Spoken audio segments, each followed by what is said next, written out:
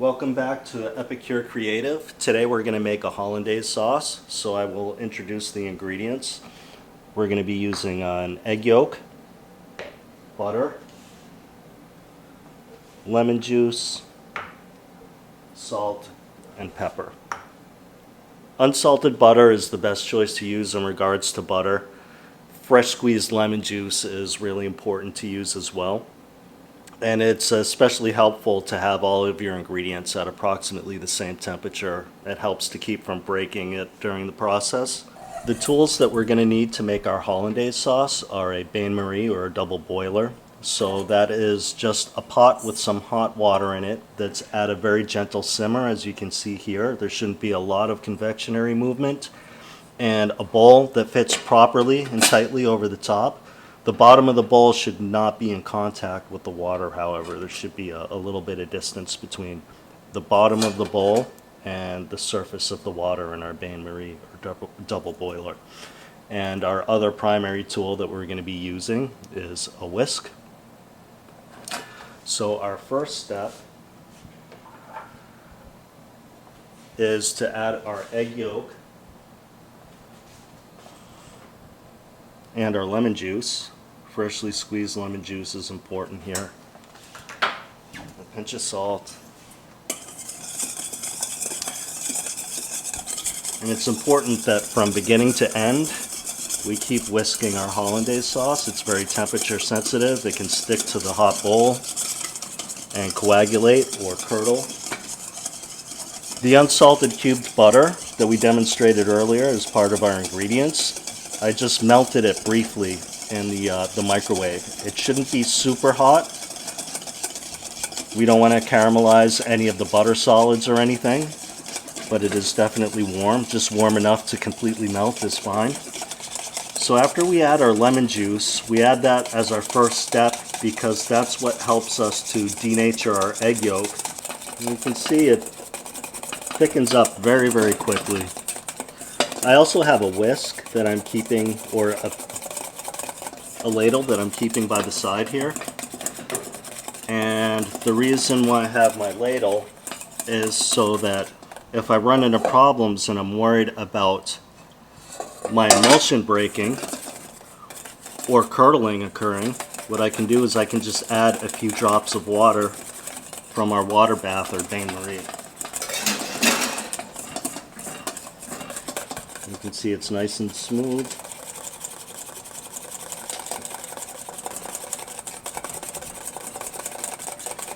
Ideally, a hollandaise is as thick as a mayonnaise when it's all said and done.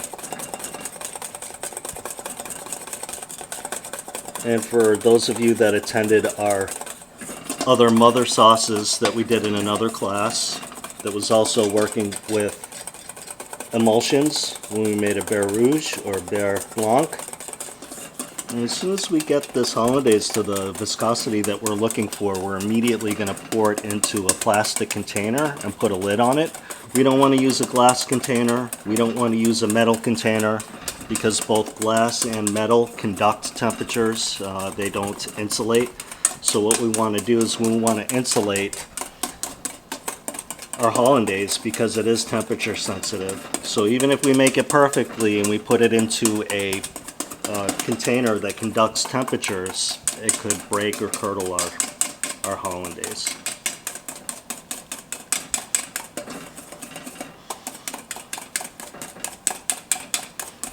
We added a little bit of salt at the beginning. Once we finish our hollandaise, we want to make a final adjustment to our seasoning level, and at that point is when we'll add our fresh ground black pepper as well. It's always good to add pepper towards the end of a process like this because prolonged heat exposure to pepper just makes it more and more bitter. Just going to check to see. Perfect. Make sure that our water bath isn't too hot. This is temperature sensitive in similar ways, whereas you can't pour it over something that's extremely hot, like a well-done steak right off the grill. If you were to do that, it would break this sauce. So you want to let foods become warm but not piping hot if you're going to add the sauce directly to the surface of foods. or plates for that matter. They can't be too hot. And as soon as we get this hollandaise to the viscosity that we're looking for, we're immediately going to pour it into a plastic container and put a lid on it. We don't want to use a glass container. We don't want to use a metal container because both glass and metal conduct temperatures. They don't insulate. So what we want to do is we want to insulate our hollandaise because it is temperature sensitive. So even if we make it perfectly and we put it into a container that conducts temperatures, it could break or curdle our hollandaise.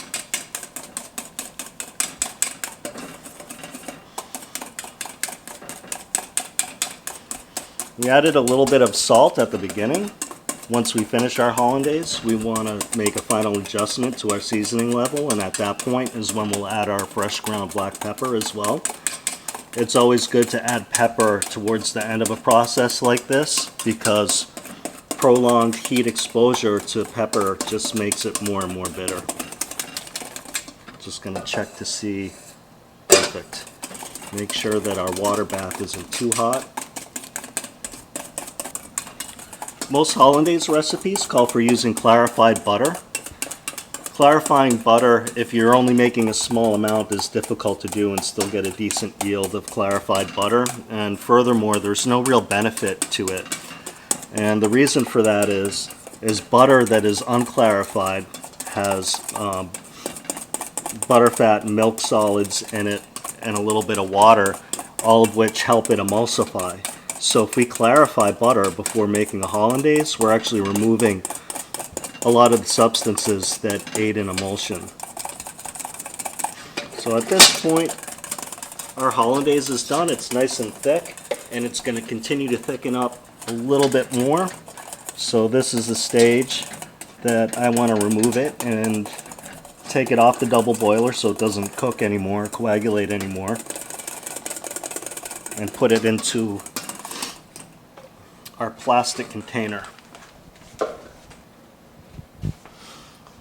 Now that we have it in our plastic container that's going to insulate it, we can put it right into our double boiler. It's shut off at this point, but the ambient temperature of the water should keep it at just the right temperature until use. Hollandaise sauces have to be consumed shortly after making. You can't refrigerate it and then heat it up and use it. It will break or curdle. So hollandaise sauces are one of those things that you want to make and then eat within a few hours of making it. If you're careful with your temperatures, you can keep a nice low even temperature. You can hold your hollandaise like this for several hours.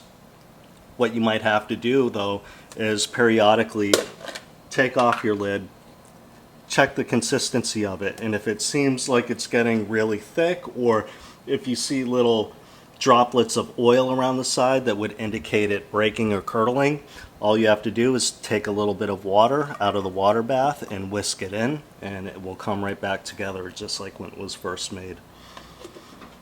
Now we're going to utilize our hollandaise sauce. This is kind of like Eggs Benedict, only a little bit different. We got a piece of brioche and our nice egg here. Instead of bacon, we have this beautiful stuff, which is speck, and speck is essentially smoked prosciutto. And some braised artichokes.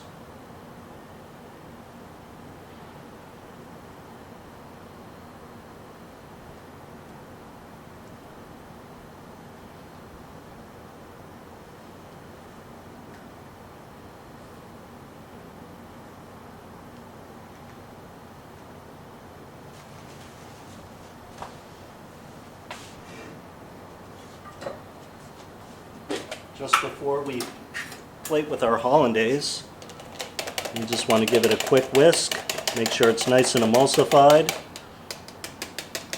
Add some pepper to it at this point, and we adjust the seasoning if need be, with a little bit more salt if it needs it.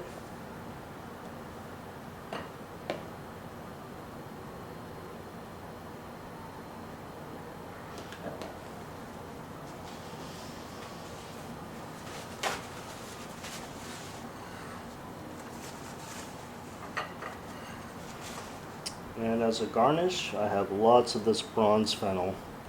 So we're going to use some bronze fennel fronds. Any kind of herb you'd like to use would be good.